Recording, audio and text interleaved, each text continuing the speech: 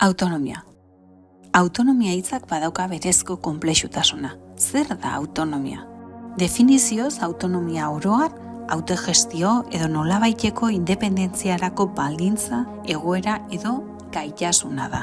Hauek dira autonomiaren sinonimo batzuk. Subiranotasuna, autogestioa, independentzia, emantzipazioa eta ahalduntzea.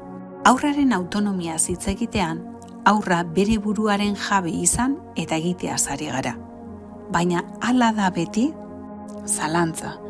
Izan ere, ez dugu aurrekin gauden guztiok modu berean haren autonomia ulertzen. Definiziora joan gabe, gure buruari hainbat galdera egitea komeni zaigu. Zein pertsona mota gara? Erantzunkizunez jokatzen dugu? Autonomoak gara? Edo besteen begiradaren menpe gaude?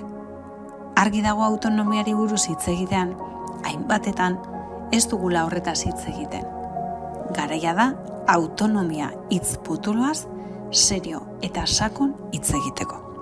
Mirta Txoklerrek horretan pentsatzen jarri gaitu. Zer pertsona mota irudikatzen dugu etorkizunerako?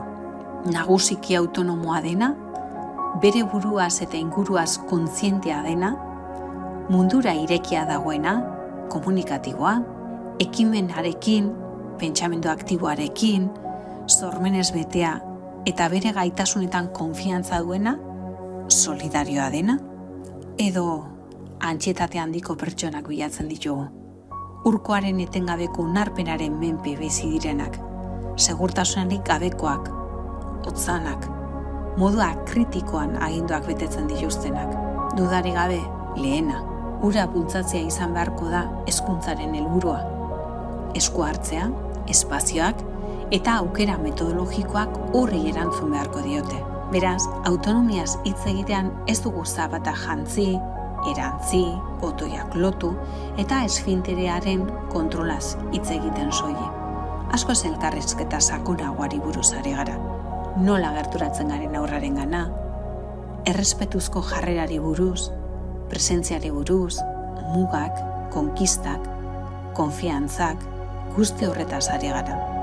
Izan ere, etorkizuneko pertsona motan eragin zuzena izango du gaur eta orain, egiten duguna eta egiten ez dugun guztiak.